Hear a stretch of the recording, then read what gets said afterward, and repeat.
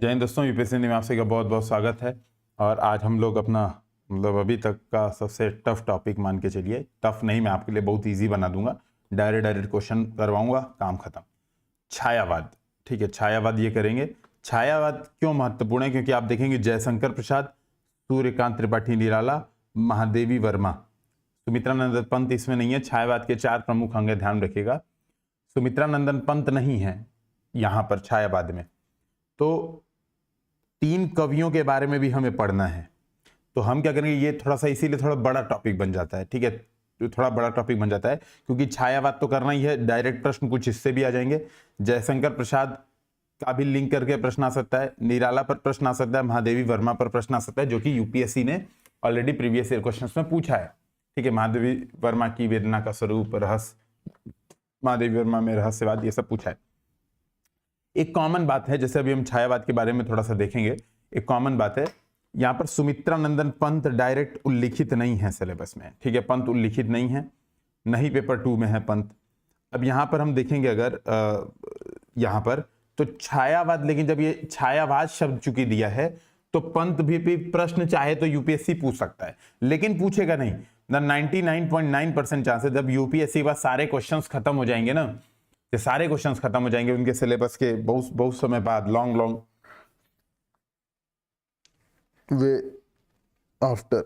थोड़ा सा सिर दर्द हो रहा है, पता नहीं क्यों बहुत, लेकिन ठीक है, क्लास चलती रहनी चाहिए। अभी तक क्लास गैप नहीं हो रही होगी आप लोग की हिंदी लिटरेचर की, वो बहुत जरूरी है। तो आप देखेंगे 99.9% चांस है कि नहीं पूछेगा यूपीएससी, लेकिन फिर भी चूंकि छायावाद के स्टार्टिंग पे एक प्रश्न बन जाता है, खासतौर पे पंत ने लिखी थी पल्लव की भूमिका। बेसिकली पल्लव इनकी एक ग्रंथ थी, कविता इत्यादि इसमें आता था, इसकी भूमिका पर प्रश्न आ सकता है। ठीक है, तो पंत के पल्लव की भूमिका पे प्रश्न आ सकता है। तो एक तो ये जयशंकर प्रसाद आपके पेपर 2 में है, चूंकि कामायनी पेपर 2 का हिस्सा है, तो जयशंकर प्रसाद के एग्जाम्पल्स आप बहुत ज्यादा कामायनी में पढ़ेंगे। ठीक है, कामायनी में पढ़ेंगे, ये करेंगे। सूर्यकांत त्रिपाठी निराला पेपर 2 में राम की शक्ति पूजा है, लेकिन इसके अलावा जो अन्य चीजें हैं सूर्यकांत त्रिपाठी निराला की, जैसे कुकुरमुत्ता भी पेपर 2 में है, तो आरकेएसपी का कुछ एग्जांपल्स, कुछ कुकुरमुत्ता के एग्जांपल, ठीक है, कुछ सरोज स्मृति का एग्जांपल, कुछ एग्जांपल जो इनकी और आप कह सकते हैं जो शोक गीतिका है, ठीक है, उनके एग्जांपल, जैसे वो तोड़ती पत्थर इत्यादि के कुछ एग्जांपल्स हमें ये सूर्यकांत त्रिपाठी निराला के, वो अपना कौन सा था, जूही की कली इत्यादि के रटने पड़ेंगे पेपर 1 के लिए, ताकि हम लिंक कर पाए। इवन जब हम पेपर 2 में भी आंसर लिखेंगे, अगर इन केस डायरेक्ट क्वेश्चन नहीं आता है, ठीक है, डायरेक्ट क्वेश्चन इस पे नहीं आता है, तो हम पेपर 2 में भी, इस बात को समझिएगा, पेपर 2 में भी हमें ये काम करना पड़ेगा। ठीक है, तो पेपर 2 में भी हमें लिंक करना पड़ेगा पेपर 1 के सारी चीजों से। छायावाद पे जब भी प्रश्न बनेगा तो हम क्या करेंगे, कुछ एग्जांपल्स पहले से रटेंगे। ठीक है, तो जयशंकर प्रसाद के 1-2 एग्जांपल, 1-2 निराला के एग्जांपल, 1-2 महादेवी वर्मा के एग्जांपल और एक पंत के भी 1-2 एग्जांपल रटेंगे। तो छायावाद पे प्रश्न बनेगा तो ये चारों के एग्जांपल अपने आप काम में आएंगे। इन पे प्रश्न बनेगा तो अपने आप पेपर 2 और ये वाले एग्जांपल्स काम आएंगे। तो आपको बस अब क्या करना है, आपके पास सारा मटेरियल रहेगा, माल मटेरियल, चावल दाल है ना, हर चीज रहेगा। आपको मिक्स करके खिचड़ी बनानी है। देखो खिचड़ी में क्या क्या पड़ता है, नमक, अब कई लोग का जीभ एकदम बाग हो जाएगा, सर कितने बढ़िया, नमक, पनीर से फ्राई कर सकते हैं, तो पनीर से फ्राई बाद में करते हैं, नमक, हल्दी, मिर्च, मसाला ये पड़ेगा, चावल पड़ेगा, दाल पड़ेगा, ये बेसिक इंग्रेडिएंट्स हैं खिचड़ी के। तो ये हमारे पास बेसिक इंग्रेडिएंट्स अभी हम देख लेंगे। उसके बाद इसको बढ़िया बनाने के लिए क्या इसमें मिलाया जा सकता है, खिचड़ी को मटर, गोभी, ये सब मिलाया जा सकता है, कुछ छोटा टुकड़ा आलू का भी। इसको और अच्छा बनाना है तो क्या मिला सकते हो, इसको मिला सकते हो आप पनीर, ये सब मिला सकते हो। तो आलू, गोभी, पनीर, ये सब क्या है, कुछ एग्जांपल्स हैं। बात है कि ये सब मिलाने के लिए है, देसी घी में फ्राई कर दिया, थोड़ा सा क्या कहते हैं, इसमें जीरा का छौंका लगा दिया, तड़का लगा दिया, तो ये सब अलग अलग तरीके हैं। एक ही मटेरियल से अलग अलग लोग अलग अलग तरह की खिचड़ी बनाएंगे, इसी मटेरियल से अलग अलग लोग अलग अलग आंसर लिखेंगे और सबको नंबर बहुत अच्छे मिलेंगे। जैसा बता रहा हूं बस ऐसा करते जाना। एक रेफरेंस आंसर में लिखवाते चलूंगा, उसमें कोई चीज आप अपने मन से चीजों को इंटरकनेक्ट कर सकते हैं। ठीक है, चीजों को इंटरकनेक्ट कर सकते हैं, आपकी स्वच्छंदता है यहाँ पर, है ना। हालांकि जितना मैं लिखवाऊंगा उतना भी लिख देंगे तो आपको प्रॉपर नंबर बहुत अच्छे मिलेंगे, क्योंकि मैं बहुत मेहनत करके आया हूँ, पढ़ के आया हूँ चीजों को, इतना मैंने खुद अपने लिए नहीं पढ़ा था। तो ये बेसिक जानकारी है। अब थोड़ा हम देखेंगे, पहले 2 क्वेश्चन आप देख लीजिए जो बेसिक क्वेश्चन डायरेक्ट छायावाद पर बनते हैं। तो एक देखिए, एक अब मैं यहाँ पे 2-3 क्वेश्चन और पहले लिखा रहा हूँ। पहली बात है, एक प्रश्न, पहले 4 प्रश्न आप देख लीजिए। इन 4 प्रश्न के आंसर आज हम करने की कोशिश करेंगे, एटलीस्ट 2-3 तो करने की पक्का कोशिश करेंगे। ये मान के चलो कि आपको बैकग्राउंड चीजों का आइडिया है। तो पहला प्रश्न है स्वच्छंदतावाद, जो कि हमने देखा ही था। स्वच्छंदतावाद द्विवेदी युग के अनुशासन काव्यधारा और स्वच्छंदता काव्यधारा, 2 काव्यधारा थी द्विवेदी युग में। तो प्रश्न है स्वच्छंदतावाद छायावाद की पूर्व पीठिका है और छायावाद उसी का विकसित रूप है। कथन की समीक्षा करें, समीक्षा करें। तो एक अपने आप में यह प्रश्न है कि स्वच्छंदतावाद जो द्विवेदी युग में चला जा रहा था, छायावाद की पूर्व पीठिका यही है, ठीक है, वही है, और छायावाद उसी का विकसित रूप है। इस कथन की समीक्षा आपको करनी है। दूसरा है प्रश्न, छायावाद स्थूल के प्रति सूक्ष्म का विद्रोह है। तो ये, अच्छा, ये कुछ जो लाइन बोल रहा हूं ना, ये याद भी रखना है। मान लो छायावाद पे कुछ अलग सा प्रश्न आ गया ना, तो ये वाला लाइनिया कोट कर देना है।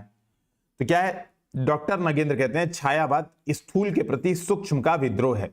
डॉक्टर नगेंद्र के इस कथन की समीक्षा करें। तो 2 प्रश्न ये हो गया। तीसरा प्रश्न जो डायरेक्ट छायावाद से है, वो है छायावाद की सौंदर्य चेतना, ठीक है, चेतना ये है। अब देखो, ये 3 प्रश्न डायरेक्ट हो गए। अभी बात समझना, मैं कई बार क्या करूंगा, आपसे ऐसे क्वेश्चन कराऊंगा। मैं पहले हिंट दे रहा हूं, क्योंकि देखो इतने डायमेंशन के क्वेश्चन है, मैं सारे डायमेंशन के क्वेश्चन आपसे नहीं करा सकता, ठीक है भाई, लिमिट है हमारी। मैं वही क्वेश्चन करा रहा हूं जो बहुत ज्यादा इंपॉर्टेंट है, जो मुझे लग रहा है कि ये एग्जाम में आ जाएगा, या इसका कंटेंट बहुत महत्वपूर्ण है, आप अदर क्वेश्चन में इसको लिख सकते हो। मैं वही क्वेश्चन करा रहा हूं। लेकिन एक बात ध्यान रखना, मान लो मैं क्वेश्चन आपको करा रहा हूं महादेवी वर्मा की रचनाओं में वैयक्तिकता की चेतना, या निराला की रचनाओं में वैयक्तिकता की चेतना। मान लीजिए मैं ये वाला क्वेश्चन आपसे करा रहा हूं, ठीक है, ये वाला क्वेश्चन अगर आपसे करा रहा हूं, तो आपको ये बात ध्यान रखना पड़ेगा, अगर छायावाद में पूछ देगा कि छायावाद में वैयक्तिकता की चेतना, तो महादेवी वर्मा वाला एग्जैक्ट आंसर हो जाएगा। बस 1-2 एग्जाम्पल आपको क्या कहते हैं, निराला, पंत, प्रसाद के 1-2 एग्जाम्पल्स आपको देने पड़ेंगे, ठीक है, बस अलग से एग्जाम्पल देने पड़ेंगे। कंटेंट एकदम सेम रहेगा। जब व्यक्तिगतता की चेतना पूछेगा, तो जो महादेवी वर्मा वाले में कंटेंट लिखेंगे वही डिट्टो सेम टू सेम एकदम उठा के छापेंगे, बस एग्जाम्पल्स डाइवर्सिफाई कर देंगे। क्योंकि एग्जाम्पल्स मैं पहले से करवाऊंगा, तो मैं अभी क्या करूंगा, सबसे पहले 1-2 क्वेश्चन बेसिक करा के, छायावाद का थोड़ा सा बातें बता के, मैं क्या करूंगा, सबसे पहले आपको एग्जाम्पल्स ही रटने को दे दूंगा कि ये एग्जाम्पल्स आपको याद करना है, बहुत महत्वपूर्ण है, ताकि डाइवर्सिटी आपके अंदर हो। तो ये लिंक करना है भाई, हर हम जैसे छायावाद पे व्यक्तिगतता की चेतना, छायावाद में बिंब, अब हर क्वेश्चन में हम अलग अलग नहीं कर सकते। तो जैसे मान लो मैं आपको करवा रहा हूं, सपोज मान लीजिए मैं आपको करवा रहा हूं राम की शक्ति पूजा में बिंब, या फिर मैं आपसे करवा रहा हूं सपोज मैं आपसे मान लो छायावाद में ही बिंब करा रहा हूं। तो अगर मान लो अब छायावाद में बिंब करा रहा हूं और पूछ दे सूर्यकांत त्रिपाठी निराला की रचनाओं में बिंब, तो जितने कंटेंट छायावाद में बिंब था उसी में वैल्यू ऐड करके आपको बस निराला वाला आंसर लिख देना है। बस निराला के एग्जांपल्स केवल डालने हैं, यही बात फोकस करना है, बीच बीच में कंपैरिजन भी करते रहना है। तो आंसर एकदम फिक्स रहेगा। लेकिन चूंकि हमारे पास लिमिटेशन है, तो हम बहुत सारे क्वेश्चन नहीं कर सकते। तो 100-200 क्वेश्चन तो केवल छायावाद पे मैं बता सकता हूं, लेकिन नहीं, हम लिमिट में काम करेंगे, जो हमारी लिमिट है उसके आधार पर काम करेंगे, ठीक है। तो अब यहां पर हम थोड़ा सा अब इसको देखते हैं, ठीक है। अब इसमें हम देखते हैं, तो मैंने ये कहा कि ये 3 कवि हैं, पंत जी भी हैं, है ना। अच्छा, ये आज का चौथा जो प्रश्न है, वो प्रश्न क्या है, वो है चौथा, पंत के पल्लव की भूमिका पर टिप्पणी करें। ये भी 10 नंबर का है, मतलब 150 शब्द। ये भी 10 नंबर का 150 शब्द, ठीक है। ये आप मान लीजिए 225 शब्द यानी 15 नंबर, और ये मान लीजिए आप 225 शब्द, ये भी, ठीक है। इसमें आपको लिखना है। तो ये 5 क्वेश्चन अभी हम करने वाले हैं, आज की क्लास में कोशिश करेंगे खत्म हो जाए, ठीक है, नहीं तो कल की क्लास में तो हो ही जाएगा। ये 4 क्वेश्चन हम पहले सबसे पहले करने वाले हैं। अब यहां पर थोड़ा सा देखेंगे, बस थोड़ा सा मैं बैकग्राउंड आपको बता देता हूं ना, क्योंकि देखिए क्या है ना, कंटेंट है, दृष्टि वाले में कंटेंट बहुत है, कंटेंट बहुत है, बहुत ज्यादा कंटेंट है, मतलब वाट लग जाएगी, कंटेंट इतना ज्यादा है। दूसरी बात यह है कि बहुत हैफजार्ड कंटेंट है, कुछ इधर है, कुछ बहुत आगे है, कुछ बहुत पीछे है, तो हमारी वाट लग जाएगी पढ़ने में। बस इस वजह से मैं क्या कर रहा हूँ, आपको चीज़ों को बहुत ही मतलब समझिए प्रिसाइज करके, उसी का पैसा हम लोग चार्ज कर रहे हैं और क्या ही कर रहे हैं, ठीक है, उसी का हम लोग पैसा चार्ज कर रहे हैं। तो आप देखेंगे क्या है बेसिकली, देखो थोड़ा सा ऐसे बस आप बात ही समझते रहिए। यहाँ पे सामने है भी छायावाद, है ना, छायावाद है। ये क्या है, 1918 तक तो द्विवेदी युग था। 18 से लेके 36 तक जो आंदोलन चला है हिंदी साहित्य में, उसको हम लोग कहते हैं छायावाद, ठीक है। 18 से 36 तक जो आंदोलन चला है उसको हम लोग छायावाद कहते हैं। इसके 4 स्तंभ कवि हैं, 4 स्तंभ कवि हैं। कौन कौन? जयशंकर प्रसाद, तो पहले नाम ही याद कर लेना है। त्रिपाठी, मुझे पता है कि आपको याद होगा, सूर्यकांत त्रिपाठी निराला, सुमित्रा नंदन पंत, महादेवी वर्मा, ठीक है। तो ये बात ध्यान में रखिएगा। बात ये इतना प्रसिद्ध आंदोलन है ना, छायावाद इतना प्रसिद्ध आंदोलन है। कुछ लोग कहते हैं कि ये स्वर्ण युग है, हिंदी साहित्य के आधुनिक काल का स्वर्ण युग है। कुछ लोग कहते हैं नहीं नहीं, बड़ा प्रॉब्लमेटिक है, ये बहुत प्रॉब्लमेटिक है। खासतौर पे आचार्य शुक्ल बहुत आज ज्यादा आलोचना करते हैं, आचार्य शुक्ल बहुत ज्यादा इसकी आलोचना करते हैं। जैसे आप देख रहे होंगे द्विवेदी युग में 2 धाराएं थी, एक अनुशासनबद्ध धारा, एक थी स्वच्छंदता धारा। स्वच्छंदता धारा में जो कवि थे जैसे श्रीधर पाठक, ये जो कवि थे, इन्होंने क्या किया, इन्होंने बहुत स्वच्छंद विचार, परंपराओं को तोड़ के नए विचार, व्यक्ति चेतना, ये सब लाना प्रारंभ कर दिया था। तो जो नए कवि थे, ठीक है ना, उन्होंने प्रकृति को महत्व देना शुरू कर दिया था। बहुत सारी चीजों को नया नया शामिल करना स्टार्ट कर दिया था। स्वच्छंदतावादी विचारधारा ने यह काम करना स्टार्ट कर दिया था। शुक्ल जी का मानना है कि ये लोग आए जब अचानक से, शुक्ल जी कहते हैं ये जो छायावाद है ना, छायावाद क्या है, ये रहस्यवाद है, रहस्यवादी काव्य है। शुक्ल जी मानते हैं कि छायावाद कुछ नहीं है, ये रहस्यवादी काव्य है। इससे क्या हुआ, जो स्वच्छंदतावादी विचारधारा जो बढ़िया चल रही थी, एकदम नया पन आ रहा था हिंदी साहित्य में, छायावाद ने उसको ब्रेक लगा दिया। ये बहुत बड़ी आलोचना छायावाद की शुक्ल जी करते हैं। इन चारों कवियों ने ब्रेक लगा दिया। इनको ये कहना है कि यार ये जो छायावादी लोग हैं ये समाज से कटे हुए लोग हैं, ये लोग व्यक्ति को ही महत्व देते हैं, समाज से एकदम कट गए हैं। जो उस समय राष्ट्रीय आंदोलन, भाई 18 से 36 का दौर, सोचो कितना महत्वपूर्ण चल रहा था। तो मैं थोड़ा सा बैकग्राउंड पे वही चर्चा कर रहा हूं, कितना महत्वपूर्ण चल रहा था। असहयोग आंदोलन हो चुका है आपका, सविनय अवज्ञा आंदोलन चल रहा है, ठीक है, नमक तोड़ो, ये सब कितना चीजें चल रही हैं। गांधी जी के नेतृत्व में बहुत ही धूम धड़ाके से स्वतंत्रता आंदोलन चलता है। लेकिन छायावादी काव्य में ये दिखता नहीं है, भाई ये तो कहीं दिखा ही नहीं छायावादी काव्य में। तब ये हुआ कि यार ये गड़बड़ है, मतलब ये जिम्मेदारी से कटा हुआ है। लोग कहते हैं यार ये सामाजिक जिम्मेदारियों से कटा हुआ है, ठीक है, बहुत ही कटा हुआ है। बात आती है अंततः जो बात आती है वो ये है कि ये चीजों को स्थूल रूप से देखने का तरीका है। जो आरोप लगते हैं छायावाद पे कि ये अपनी जिम्मेदारियों से कटा हुआ है, नहीं, ऐसा नहीं है। जिम्मेदारियां पूरी निभाई गई, सही तरीके से निभाई गई, बस ये है गंभीर और सूक्ष्म रूप से निभाई गई। तो जैसे राम की शक्ति पूजा जब लिखी गई, तो राम की शक्ति पूजा गांधी जी को ध्यान में आप रख के लिख सकते हैं। व्यक्ति में चेतना का संचार कर सकता है, ठीक है। जो कामायनी लिखी गई, तो कामायनी के बहुत सारे अंग क्या कर बहुत सारे जो सर्ग हैं, बहुत सारी जो दर्शन है, मार्क्स का दर्शन आप देख सकते हैं, है ना, मार्क्स का दर्शन देख सकते हैं। जब तक मनुज का या सुख नहीं, ये सॉरी उसमें नहीं है ना, यही है शायद, जब तक मनुज, मैं भूल रहा हूं, मैं एक बार मैं कंफर्म कर लेता हूं, मतलब ये है, मैं एक बार चेक कर लेता हूं। नहीं, ये दिनकर का, ये मुझे फील आ रही थी, ठीक है। समित ना होगा कोलाहल, कुरुक्षेत्र का है ये, तो ये बात मैं समझ रहा हूं कि ये वो उसका नहीं है, ठीक है। इसमें भी कुछ बातें ऐसी हैं, अभी हम लोग देख लेंगे। असल में क्या होता है, पढ़ाते समय अचानक से भूल जाता है, जबकि मैंने पहले इस बात को मान रखा है कि कामायनी पेपर 2 में है, तो वहां पे हम लोग इसको देखेंगे, डिटेल में पढ़ेंगे, एग्जाम्पल्स कुछ हम रटेंगे। तो वहां पे बहुत सारे मार्क्स की, बुद्ध की जो क्षणवादी विचारधारा है, ठीक है, जीवन तेरा क्षुद्रंश है, व्यक्ति नील झलमाला में, सौदामिनी संधि सा सुंदर, क्षण भर रहा उजाला में, तो ये सब बातें वहां पे कही गई हैं। इसके साथ साथ यह भी दिखाया गया है कि व्यक्ति समाज का अंग है। तो आप देखेंगे जो नव जागरण चला आ रहा था, उसमें क्या था, उसमें महिला की दयनीय दशा पे प्रश्न उठना शुरू हो गया था। याद होगा, हमने पढ़ा भी, बहुत सारे सामाजिक प्रश्न उठने शुरू हो गए थे। लेकिन उस विचारधारा में व्यक्ति की स्वतंत्रता पर जोर नहीं दिया गया था। छायावाद ने राष्ट्र की स्वतंत्रता, राष्ट्र की जो प्रशासन है, इसके साथ साथ व्यक्ति की स्वतंत्रता पर भी जोर दिया है।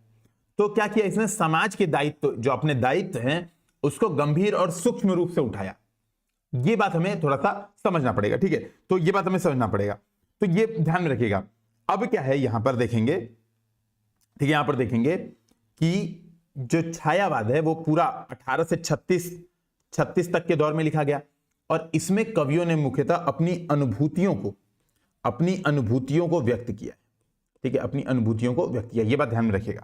तो अब यहां पर देखेंगे इसकी 5 विशेषताएं, जो मुकुटधर पांडे हैं, इन्होंने पहली बार छायावाद शब्द का प्रयोग किया। ये बस मैं आपको शॉर्ट में रिवाइज करा रहा हूं, मैं मान के चल रहा हूं कि आपने चीजें पढ़ी होंगी, बस शॉर्ट में रिवाइज करा रहा हूं। अभी हमारा इससे प्रश्न नहीं आएगा, हमें प्रश्न ये करना है, ये वाला हमारा प्रश्न है, ठीक है। छायावाद स्थूल के प्रति सूक्ष्म का विद्रोह है, ये हमारा प्रश्न है, ठीक है। हमें ये सब भी करना ही नहीं, मैं बस शॉर्ट में आपको समझा रहा हूं कि छायावाद की 5 विशेषताएं हैं, ध्यान में रखिएगा। पहली बात यह है वैयक्तिकता, मतलब व्यक्ति को महत्व दिया गया। दूसरा स्वतंत्र चेतना, तो स्वतंत्रता भी है, व्यक्ति की भी स्वतंत्रता है, समाज की भी स्वतंत्रता है। रहस्यवादिता, इनकी रहस्यवादिता आपको पता होगा, रहस्यवाद मध्यकाल से ही चला आ रहा था। मध्यकाल में क्या आदिकाल में भी रहस्यवाद चला आ रहा था। तो आप देखोगे साधनात्मक रहस्यवाद, भावनामूलक रहस्यवाद, ठीक है, जो सूफी कवियों का था भावनामूलक रहस्यवाद था, कबीर का क्या था, ठीक है, अलग अलग रहस्यवाद चले आ रहे थे हिंदी साहित्य में पहली सी। ये जो है, जो ये छायावाद का रहस्यवाद है, वो कैसा रहस्यवाद है, आधुनिक रहस्यवाद है। तो आप देखेंगे, यहां पर देखेंगे आदिकाल में आप देखोगे साधनात्मक रहस्यवाद आपको दिखता है, भक्ति काल में आप देखोगे भावनात्मक साधनात्मक दोनों दिखता है, कुछ कबीर के कविताओं में, कुछ आप देखोगे सूफी कवियों में, ठीक है, भक्ति काल में दोनों दिखता है। छायावाद में क्या है, आधुनिक रहस्यवाद है, ठीक है। तो रहस्यवाद है छायावाद में, लेकिन अलग प्रकार का रहस्यवाद है। तो आप देखोगे तीसरी विशेषता हो गई रहस्यवाद। चौथी है शैलीगत वैशिष्ट, ठीक है, अलग प्रकार की शैली में लिखा गया है, ठीक है, अलग प्रकार की शैली में लिखा गया है। खास तौर पे महत्वपूर्ण बात यह है, जो द्वंद्व था 1918 तक, जो द्विवेदी युग की आप कह सकते हो जो विशेषता थी, हमें आइडिया है, मैंने इस पे बहुत डिस्कशन नहीं किया है, बस एक हिंट दिया था कि आप उन चीजों को देखेंगे। द्विवेदी युग की विशेषता क्या थी, इतिवृत्तात्मकता, अभिधात्मकता, ये वर्णनात्मकता, ये क्या थी, द्विवेदी युग की कविताओं में था सीधे सीधे, कि जैसे तुकबंदी पर पूरा जोर था। तो आप देखेंगे जब मैथिली शरण गुप्त जी रचनाएं करते हैं तो सीधे सीधे तुक मिलाते चले जाते हैं, ठीक है, सीधा सीधा तुकबंदी करते हुए चले जाते हैं। यहां पर कहते हैं, यहां पर शैलीगत वैशिष्ट थोड़ा सा आया, शैलीगत वैशिष्ट आया। हिंदी की जो रचनाएं हैं, ठीक है, जो हिंदी की रचनाएं हैं, उसको आप देखोगे द्विवेदी युग की खास बात क्या थी, द्विवेदी युग में खास बात क्या थी कि ये विवाद खत्म हो गया था कि हिंदी में कविता लिखी जा सकती है। हिंदी का मतलब मैं कह रहा हूं खड़ी बोली, खड़ी बोली में कविता लिखी जा सकती है, यानी खड़ी बोली को काव्य भाषा का दर्जा दे दिया गया था। लेकिन खड़ी बोली काव्यात्मकता में अभी नहीं आ पाई थी, वो वर्णनात्मकता थी, वो इतिवृत्तात्मकता थी, वो अभिधात्मकता थी। अभी क्या किया, अभी बिंबों पर जोर दिया गया, प्रतीकों पर जोर दिया गया, ठीक है, नए प्रकार के अलंकारों का सृजन किया गया, नए प्रकार के अलंकार, मानवीयकरण अलंकार, आपने सुना होगा मानवीयकरण अलंकार, ठीक है, संध्या सुंदरी उतर रही है मेघमय आसमान से, है ना, ऐसा कुछ कुछ। तो ये है, ये जब राम की शक्ति पूजा में भी आप पढ़ेंगे, देखो बंधुवर सामने स्थित वह भूधर, पार्वती कल्पना है इसकी मकरंद बिंदु, है ना। कुछ अभी एग्जांपल्स आपको याद करने पड़ेंगे, और मैं मान के चल रहा हूं कि आप करेंगे, जो मैं बताऊंगा, जो एग्जांपल्स मैं आपको कुछ फिक्स एग्जांपल्स लिखवाऊंगा। तो ये क्या कर रहे हैं, ये प्रकृति का मानवीकरण भी कर रहे हैं, तो शैलीगत विशिष्ट है। अच्छा, चूंकि रहस्यवादिता है तो इसमें अस्पष्टता आएगी, सीधी बात है, अस्पष्टता आएगी। जैसे राम की शक्ति पूजा को अगर आप देखेंगे, कामायनी को देखेंगे, तो इसकी व्याख्या अलग अलग तरीके से की जा सकती है। राम की शक्ति पूजा की व्याख्या व्यक्ति के स्तर पर की जा सकती है, समाज के स्तर पर की जा सकती है, राष्ट्रीय आंदोलन के स्तर पर की जा सकती है, निराला की जो आप कह सकते हो निराला की शक्ति पूजा के माध्यम से की जा सकती है। तो राम की शक्ति पूजा के अलग अलग अर्थ निकल सकते हैं। इसी प्रकार से आप देखो कामायनी में भी अलग अलग तरह के, वो मानव मन की यात्रा हो सकती है, वो मानवता की यात्रा हो सकती है, वो अलग अलग तरीके से सबको एक्सप्लेन किया जा सकता है। बहुत सारे प्रतीकों के माध्यम से चूंकि रचनाएं की गई, तो अस्पष्टता अपने आप आएगी। तो ये 5 विशेषताएं ध्यान में रखिएगा। मुकुटधर पांडे ने अपने निबंधों में इसका उल्लेख किया, क्योंकि यही ऐसे थे प्रथम जिन्होंने छायावाद शब्द का प्रयोग किया था। तो ये आपको याद रखेंगे, ज्यादा बढ़िया रहेगा। छायावाद शब्द का पहली बार प्रयोग इन्होंने किया था, ठीक है, ये ध्यान में रखिएगा। क्योंकि बहुत ज्यादा इसकी आलोचना हुई, और बहुत ज्यादा आलोचना किसने की? एकमात्र यही शुक्ल जी हैं जिन्होंने भयानक आलोचना की, भयानक आलोचना थी। इन्होंने यही माना, जो मैंने आपको पहले बताया था, कि स्वच्छंदतावादी विचारधारा जो चल रही थी बहुत अच्छा से, उसको छायावादी कवियों ने रहस्यवादिता और प्रतीकवादिता से रोक दिया। जो इतना बढ़िया चल रहा था उसको क्या किया? स्वच्छंदतावादी कवियों ने उसको रोक दिया, टोक दिया। पूरी लाइन जो बहती हुई धारा चल रही थी इतनी बढ़िया से, ठीक है, बस एक मिनट,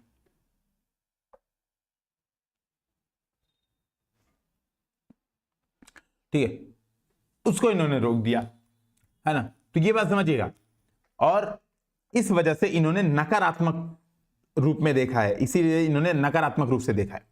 लेकिन आप देखेंगे बहुत सारे समीक्षकों ने क्या किया है, इसको, इसकी सकारात्मकता बताइए, जो मैंने आपको बताया प्रॉपर, ठीक है, बहुत ज्यादा जो आपको बताया, ठीक है। हजारी प्रसाद द्विवेदी ने बताया है, ठीक है, हजारी प्रसाद द्विवेदी ने बहुत पॉजिटिव इस बात को कहा है कि भैया, और आपको पता ही होगा कि जहां पर शुक्ल जी आलोचना करेंगे, हजारी प्रसाद द्विवेदी जी शुक्ल जी की आलोचना करेंगे, दोनों आपस में लड़ते रहते थे खूब।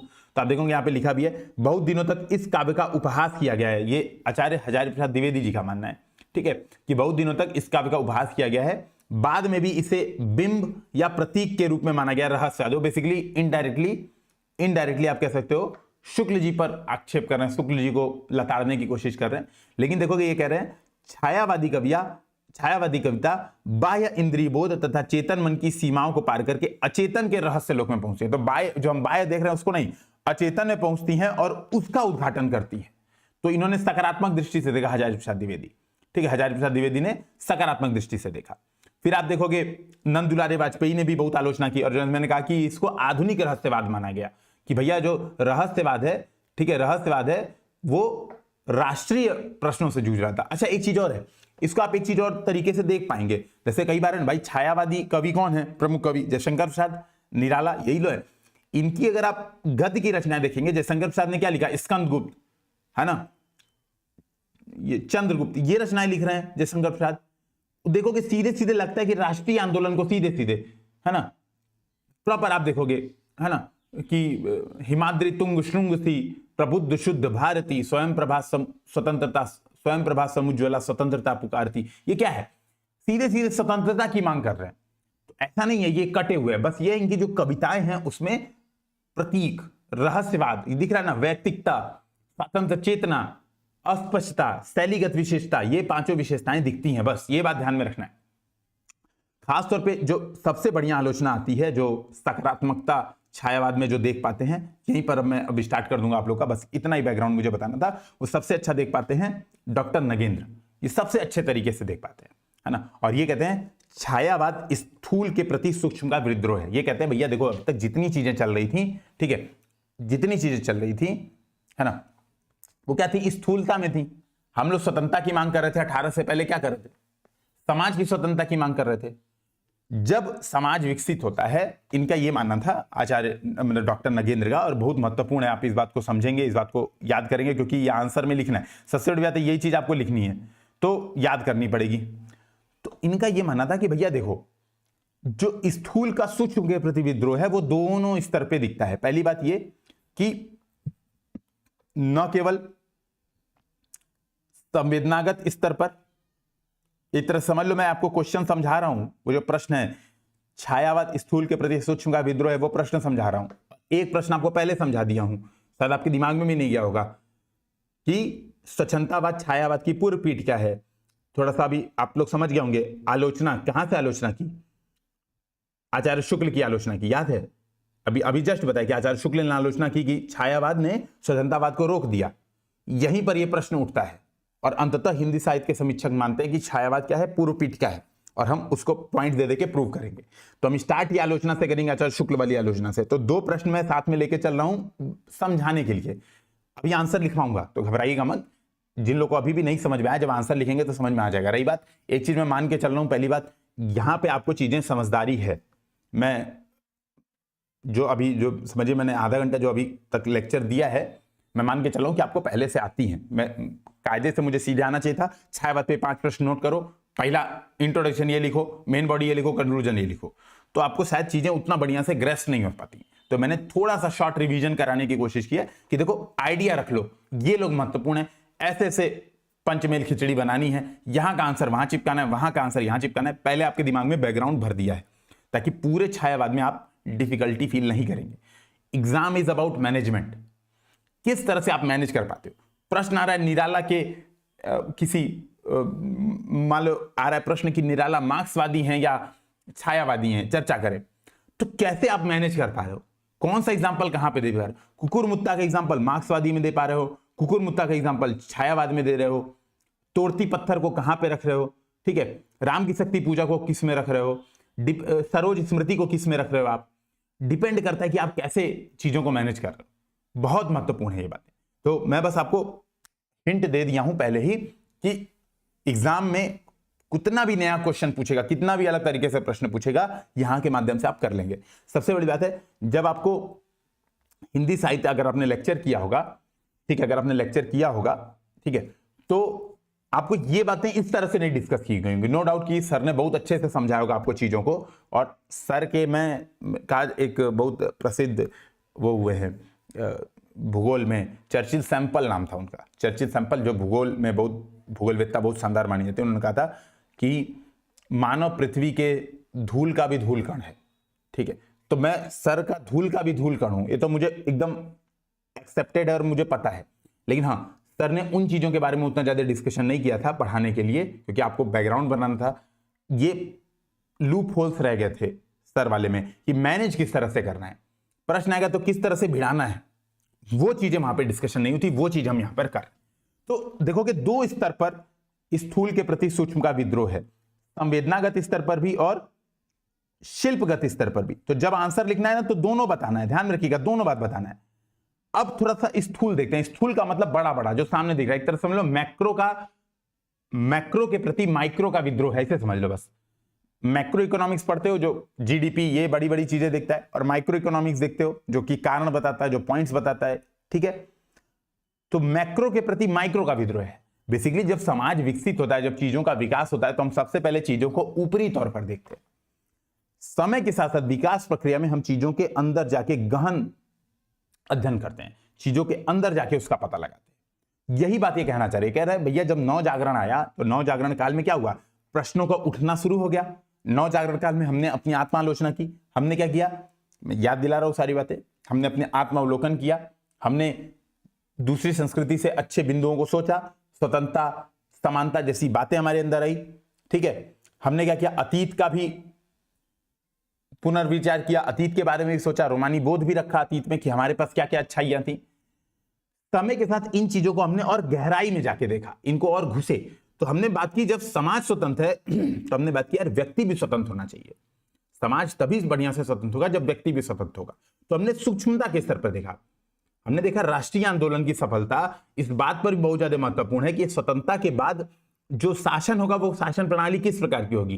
क्या एक वर्ग का दूसरे वर्ग पे शासन होगा, इस बात पे भी क्या हम विचार कर रहे हैं। क्या हम व्हाइट्स को हटा के ब्लैक या ब्राउन्स को ला देंगे उनकी जगह पर, क्या केवल यही करेंगे और एक वर्ग दूसरे वर्ग पे शासन करेगा। इन प्रश्नों पर भी विचार करना बहुत ज्यादा जरूरी है। क्या व्यक्ति के अंदर कोई चेष्टा, इच्छा, ये चीजें नहीं उत्पन्न होती हैं, इन बातों पर भी सोचना ज्यादा जरूरी है। तो ये बात हुई।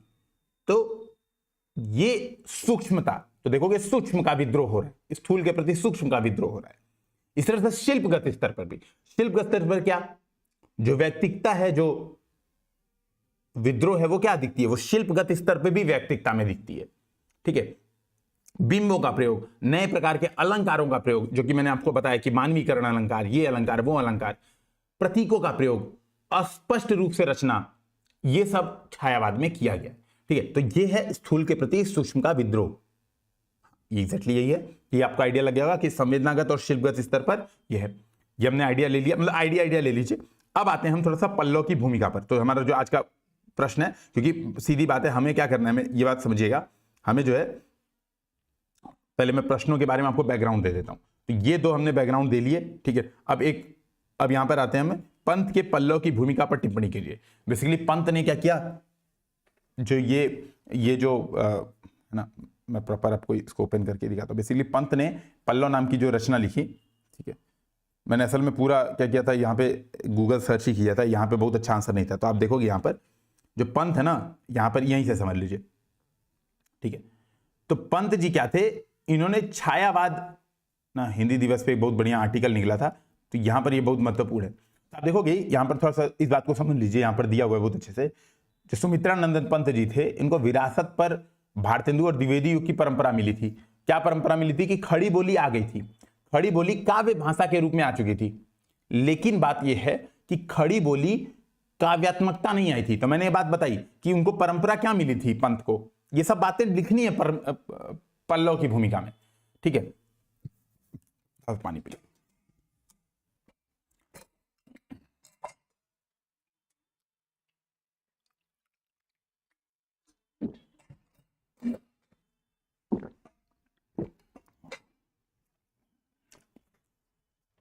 तो अगर पल्लव की भूमिका वाला प्रश्न आएगा तो ये बात इंट्रोडक्शन में बात बतानी है कि इनको क्या मिला था, द्विवेदी युगीन अभिधात्मकता मिली थी।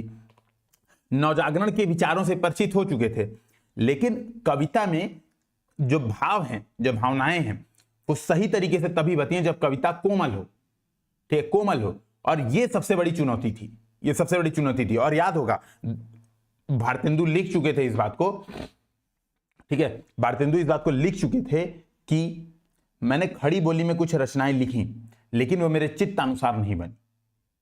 इस वजह से खड़ी बोली में जो पद्य की भाषा है वो ब्रिज भाषा ही होनी चाहिए। भारतेंदु इस बात को कह चुके थे, इनको ये बातें खारिज करनी थी। द्विवेदी युग में याद है हमने इस बात को पढ़ा था कि द्विवेदी युग में क्या हुआ था, सरस्वती पत्रिका में इस बात को खत्म कर दिया गया था कि नहीं भाई, खड़ी बोली ही गद्य और पद्य दोनों की भाषा रहेगी। लेकिन पद्य में क्या हुआ था, पद्य में इतिवृत्तात्मकता, वर्णनात्मकता, ठीक है, अभिधात्मकता, ये गुण थे। इस बात को समाप्त किया पंत जी ने, इस बात को समाप्त किया पंत जी ने, ठीक है। तो ये बात समझिएगा कि ये बहुत महत्वपूर्ण बात है कि परिमल की भूमिका में, पल्लव की भूमिका में, परिमल बेसिकली निराला का है, ये भी हमें बार बार कोट करना है, ठीक है।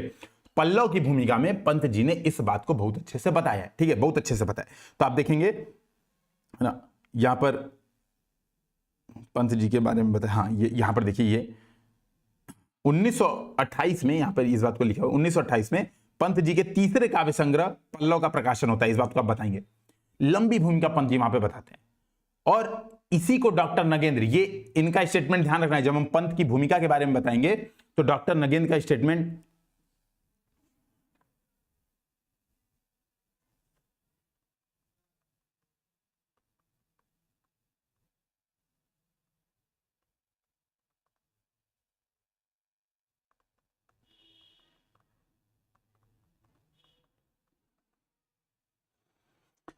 ठीक है। तो पल्लव की भूमिका में पंत जी लंबी चौड़ी भूमिका लिखते हैं और उसकी भूमिका को नगेंद्र कहते हैं कि यह छायावाद का ऐतिहासिक घोषणा पत्र है। तो कुछ कीवर्ड तो याद रखने पड़ेंगे, छायावाद का ऐतिहासिक घोषणा पत्र कहते हैं, और इसी वजह से इसका महत्व और ज्यादा बढ़ जाता है। अब यहां पर देखेंगे, यहां पर क्या है कि पंत जी ने क्या किया था, इसमें भाषा में कौन सी भाषा, हिंदी भाषा, खड़ी बोली, ये सब द्वैतवाद समाप्त कर रहे हैं, ब्रज भाषा, अवधि, सबका विवाद समाप्त कर रहे हैं। बोल रहे कि हाँ लिखी जा सकती है। भाई भारतेंदु के उस विचार को खारिज कर रहे हैं कि ये सब लिखना है। भारतेंदु के इस विचार को खारिज कर रहे हैं कि खड़ी बोली में चित्तानुसार कविता नहीं बन सकती है। अलंकार, छंद, शब्द, सब पर विचार किया है। इन्होंने बोला है कि ये रीतिवादी मानसिकता, जो रीतिवादी मानसिकता क्या थी, रीतिवादी मानसिकता थी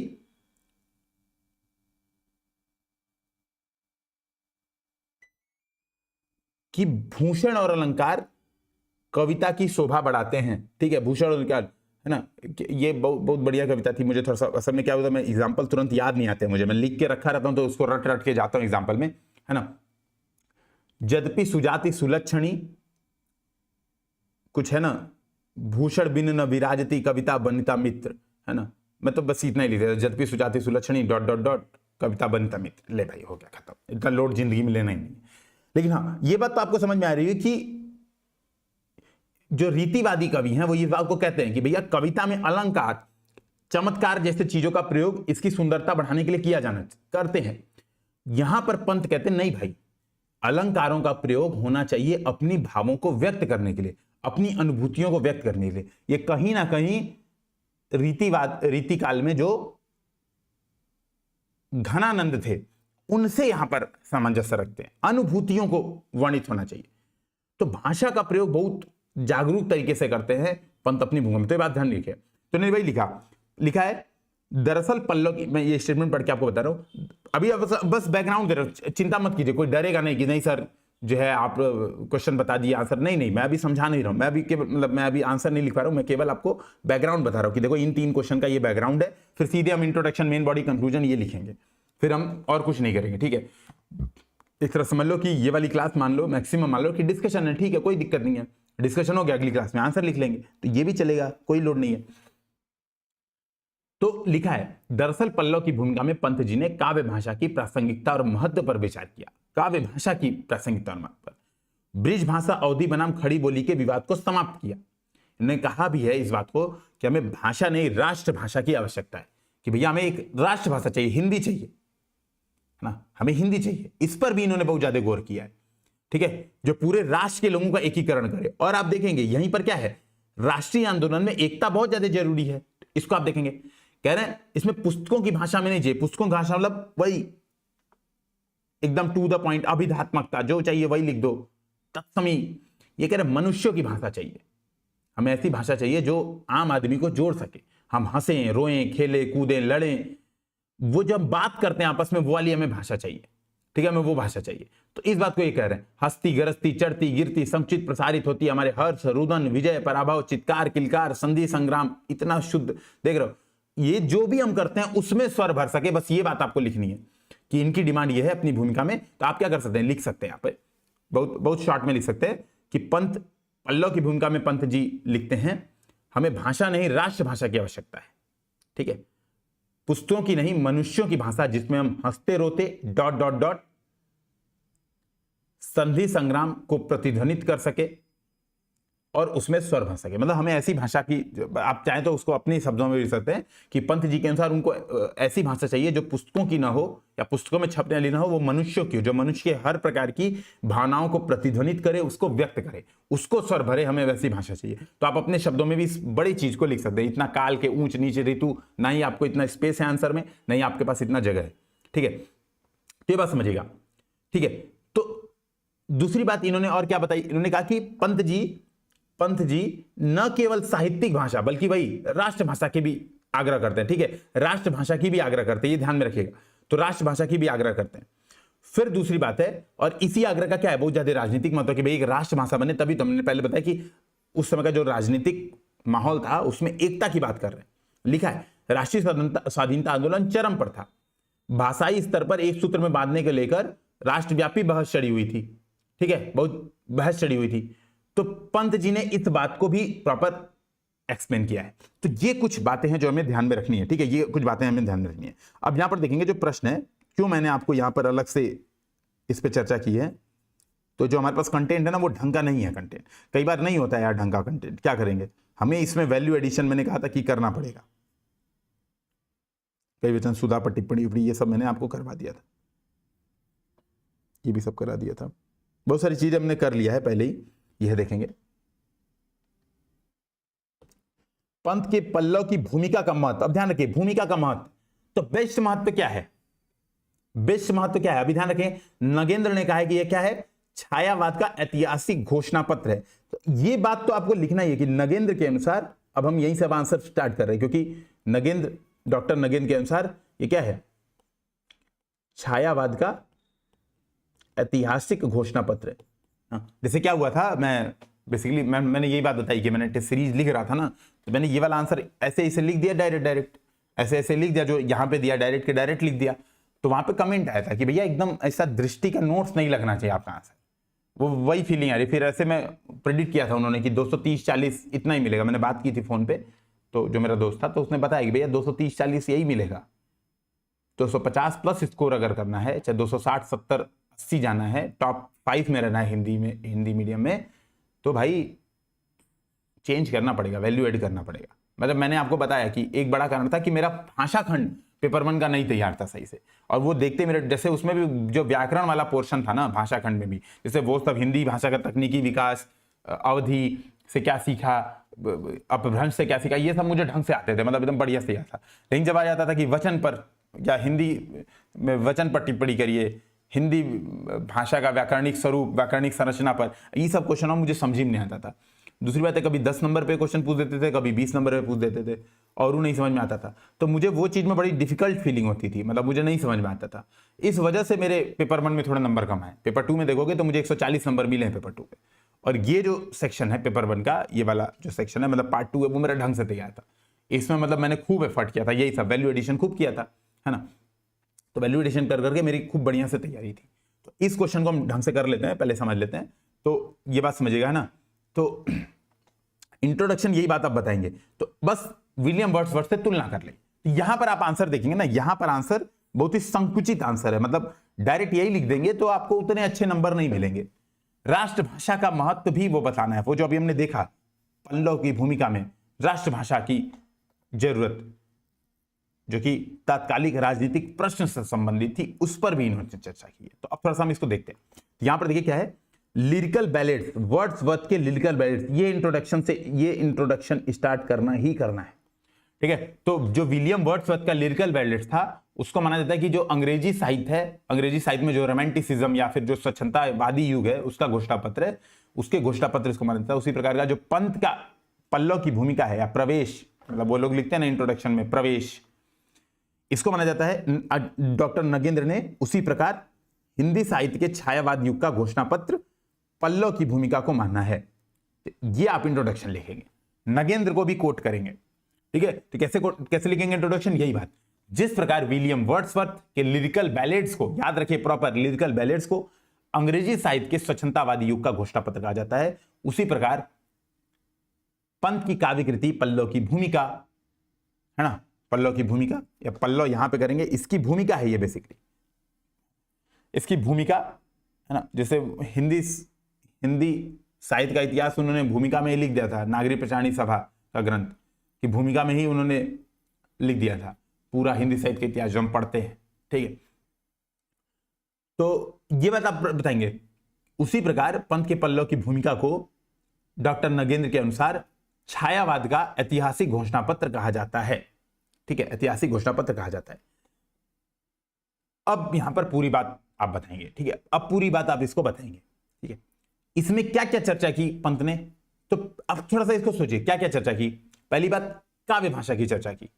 तो आप इस बात को बताएंगे कि द्विवेदी युग, अब इस बात को बताएंगे कि महत्व, चूंकि महत्व ही लिख रहे हैं, तो आप बताएंगे द्विवेदी युग, नहीं ऐसे नहीं लिखते आप इस बात को थोड़ा सा सही तरीके से लिखेंगे, ठीक है। आधुनिक हिंदी की काव्य भाषा पर विचार करते हुए पंत ने अवधी ब्रिज भाषा बनाम खड़ी बोली के विवाद में खड़ी बोली का समर्थन किया है, तथा अपनी रचनाओं के माध्यम से यह स्पष्ट किया है कि खड़ी बोली में भी कोमलता आ सकती है, मतलब कोमलता आ सकती है वाला कीवर्ड्स आपको लिखना है। ध्यातव्य है भारतेंदु ने खड़ी बोली के प्रति यह असमर्थता जाहिर की थी या व्यक्त की थी, या भारतेंदु ने अपने विचार व्यक्त करते हुए कहा था कि खड़ी बोली में कविता चित्तानुसार नहीं बनती है, ठीक है। ये बात आप बता देंगे। इन्होंने बोला कोमलता भी आ गई। इस प्रकार पंत ने न केवल भाषाई द्वैतवाद की समस्या को पूर्ण रूप से समाधान कर दिया, बल्कि द्विवेदी युगीन अभिधात्मकता, इतिवृत्तात्मकता, वर्णनात्मकता का भी समाधान करते हुए हिंदी को काव्य भाषा से काव्यात्मक भाषा के रूप में स्थापित किया, ठीक है। पल्लव की भूमिका के माध्यम से यह स्थापित कर दिया कि हिंदी काव्य भाषा के साथ साथ काव्यात्मक भाषा भी हो सकती है। यह बात आप बताएंगे प्रॉपर, इस बात को इस तरह से लिखेंगे जो मैंने प्रॉपर बताया, ठीक है। फिर दूसरा पैराग्राफ बताएंगे, ठीक है। काव्य भाषा के स्वरूप पर विचार करते हुए, ठीक है, काव्य भाषा के स्वरूप पर विचार करते हुए पंत रीतिकालीन मानसिकता का विरोध करते हैं, जहां पर यह माना जाता था कि कविता में अलंकार, बिंब, प्रतीक आदि भूषण आवश्यक होते हैं, कविता को सजाने के लिए आवश्यक होते हैं। इस बात का विरोध करते हुए पंत ने यह माना कि अलंकार इत्यादि कविता में सजावट नहीं बल्कि अभिव्यक्ति को व्यक्त करने के प्रमुख साधन है। अच्छा, जब रीतिकालीन वाला बताएंगे तो वो बता सकते हैं कि रीतिकालीन मानसिकता यद्यपि सुजाति सुलक्षणी, सुविरन सरस सुमृत, है ना, भूषण विनु न विराजती, कविता बनता मित्र। आप चाहे यही लिख सकते हैं कि रीतिवादी मानसिकता भूषण विनु न विराजती, कविता बनता मित्र को खारिज करते हुए, ये वाला लाइन ऐसे प्रॉपर लिखेंगे। मैं प्रॉपर इमला बोल के लिखा रहा हूं तो थोड़ा शब्दों का हेर फेर हो सकता है, उसको आप मैनेज कर लेंगे। अच्छा, मैं ये बार बार रिक्वेस्ट कर रहा हूं कि कोई एक महान व्यक्ति कृपया इन आंसर्स को लिखे, पूरा अब तक जितने लिखवाएं इसको लिखे, थोड़ा दिखाए हम लोग को दे तो हम लोग उसको कंटेंट बनवा दें। ठीक है, उसको कंटेंट बनवा के बाकी लोगों को प्रोवाइड करा दें, ताकि जो लोग मेंस लिख रहे हैं यार उनको बहुत हेल्प मिल जाएगी, और आप लोग के नोट्स पढ़ के वो व्यक्ति सेलेक्ट हो जाएगा, फिर हमारा बड़ाई कर देगा कि गौरव सर ने लिखा था। क्योंकि ये लेवल का एफर्ट खुद से कर सकते हैं आप, नो डाउट, मैं किसी के उस पर प्रश्न नहीं उठा रहा हूं कि कोई मेहनत नहीं कर सकता इतनी, लेकिन हाँ बहुत मेहनत करनी पड़ेगी। आपको पहली बात तो ये समझना पड़ेगा कि ये आंसर का कंटेंट वो नहीं है जो हमें चाहिए, हमें इसमें कुछ बातें चाहिए। ठीक है, हमें कुछ बातें चाहिए, तो आप इस बात को बताएंगे। ठीक है, इस बात को बताएंगे कि इन्होंने क्या किया, रीति विरोधी मानसिकता को स्पष्ट किया। फिर क्या बताएंगे, ठीक है, फिर क्या बताएंगे तीसरा, पल्लव की भूमिका में न केवल पंत जी ने कविता के विभिन्न पक्षों पर या काव्य के विभिन्न पक्षों पर विचार किया, बल्कि तात्कालिक राजनीतिक चेतना को भी दर्शाते हुए एक राष्ट्रभाषा की आवश्यकता पर भी जोर दिया। और उन्होंने माना कि हिंदी राष्ट्रभाषा बनने योग्य है। ठीक है, हिंदी राष्ट्रभाषा बनने योग्य है, जो कि इस प्रकार की भाषा होनी चाहिए, जो क्या करे, पुस्तकों की नहीं। ये लिखा है, अब यहां पर आप बताएंगे, लिखा है ना, पल्लव की भूमिका में पंत जी लिखते थे, यही लिखा है, हमें भाषा नहीं राष्ट्रभाषा की आवश्यकता है, पुस्तकों की नहीं, मनुष्यों की भाषा, ... या जिसमें हम अपनी सभी प्रकार की अभिव्यक्ति को प्रतिध्वनित कर सकें, स्वर भर सकें। इस बात को शॉर्ट में लीजिए, क्योंकि 150 शब्द के प्रश्न में बहुत ज्यादा नहीं लिख पाएंगे, इतना नहीं लिख पाएंगे, बस सुन लीजिए, देख लीजिए कि क्या क्या लिखा हुआ है। ठीक है, उन्होंने ये भी कहा, ठीक है, ठीक है, आवश्यकता भी बता दिया। इस प्रकार ठीक है। अच्छा, ये आप चाहें तो कंक्लूजन में ये वाला बात लिख सकते हैं कि अभी रामचंद्र शुक्ल की जो हिंदी आलोचना थी वो सब आई नहीं थी, लेकिन ठीक है, मेरे हिसाब से जाने दो, ये लिखने की जरूरत ही नहीं है, क्यों लिखना है हमें। तो आप इस बात को बताएंगे। इस प्रकार पंत के पल्लव ने हिंदी साहित्य में चले आ रहे विभिन्न प्रकार की द्वंद्वों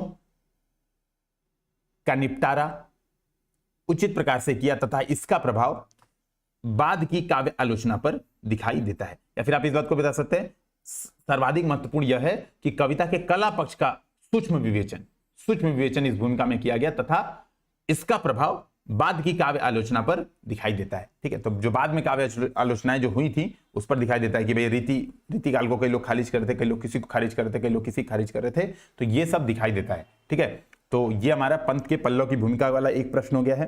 ठीक है, दूसरा प्रश्न हम लोग एक और कर ले रहे हैं। ठीक है, देखो जैसे इसमें ये जो बुकलेट है ना, जो 400-500 पेज वाली जो दृष्टि वाली है, उसमें क्या है कि बहुत इधर उधर प्रश्न दिए हुए हैं, तो हम उसको मैनेज करना है, उनमें कंटेंट ऐड करना है, तो नो डाउट कि वो एफर्ट वाला काम है। ठीक है, तो वही आपका एफर्ट। मशीन क्या करती है, मशीन की डेफिनेशन सोचिए, machine is anything which reduce human effort. ठीक है, सिंपल सी बात है। अब वो शर्ट उतारना है तो आपको ऐसे ऊपर से उतारना पड़ेगा, यहाँ पे चेन लगी रहती, ऐसे खोल देते, फेंक देते, रिड्यूस ह्यूमन एफर्ट, है ना, वो मशीन होती है। सिंपल सी बात है। अभी हम लोग को क्लास करनी है तो मैं आपके सामने खड़ा होता, भौंक रहा होता, आप नोट्स बना रहे होते, मशीन, वीडियो रिकॉर्डिंग हो गई, रिड्यूस्ड ह्यूमन एफर्ट, मैंने पहले रिकॉर्ड कर दिया, आपको प्रोड्यूस कर दिया। तो मशीन वही चीज है, इसी वजह से मशीन का पैसा लगता है। तो यूपीएससी हिंदी क्या है? UPSC Hindi is the thing which reduce effort for selection and which provide exact dimension for selection या exact content and everything for selection. ठीक है, जो भी रिक्वायर्ड चीजें हैं वो सारा यूपीएससी हिंदी प्रोवाइड कराता है। तो ये चीज है, बाकी कहां से आ रहा है कहां से आ रहा है ये जानना मेरे हिसाब से केवल कुछ मूर्खों का ही काम होता है। सर ये तो छाप दिया आपने डायरेक्ट, देख लो कैसे छाप रहा है, इतना छापना ही रहता तो आके रीडिंग करके चले जाते, हो जाता। ठीक, तो हमें पता है ना क्या क्या जरूरत है क्या नहीं है ना। अच्छा, ये सब है ही नहीं कहीं क्वेश्चन, जो अभी 2 क्वेश्चन में आपको नोट कराया था, कहां गया वो क्वेश्चन? ठीक है, वो तो मुझे तो याद ही है। अब हम दूसरा ये वाला क्वेश्चन कर लेते हैं, छायावाद। ठीक है, स्थूल के प्रति सूक्ष्म का विद्रोह, पहले ये वाला हम कर लेते हैं। ठीक है, फिर हम देखते हैं बाकी चीजें। अच्छा, एक काम करो, पहले तो ये वाले कुछ एग्जांपल्स याद कर लो, पहले मैं बता दे रहा हूं। ठीक है, अगली क्लास में इसको क्वेश्चन को अगली क्लास में करेंगे। पहले एग्जांपल याद कर लो। तोड़ो तोड़ो तोड़ो कारा, निकले फिर गंगा जल धारा। पढ़ के याद कर लेना, क्यों है कैसे, बस याद करना है, मुझे नहीं पता, जैसे मन कर। दुखी जीवन की कथा रही, क्या कहूं जो आज नहीं कही। ठीक है, मैं नीर भरी दुख की बदली। ठीक है, मैं नीर भरी, एक दो लाइन इसका, जैसे 1-2 लाइन याद कर लेना, लिख लेना नोट्स में।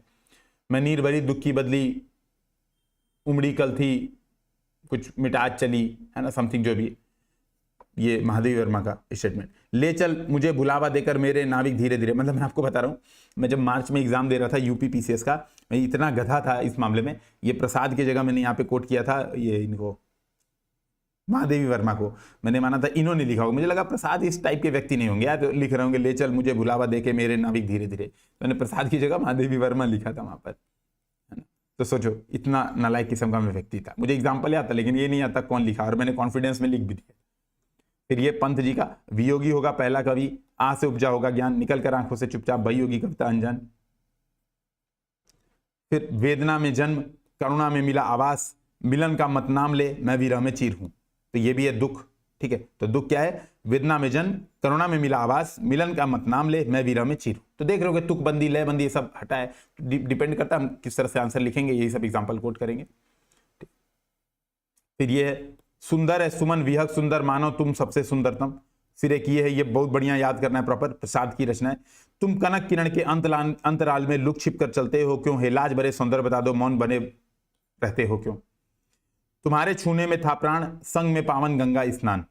ठीक है, तो तुमने छू दिया, तुम्हारे अंदर प्राण आ गया, और तुम्हारे साथ रहते तो ऐसा लगता है कि पावन गंगा में स्नान कर रहे हैं, पता नहीं क्या बड़ी बड़ी बातें कर रहे हैं।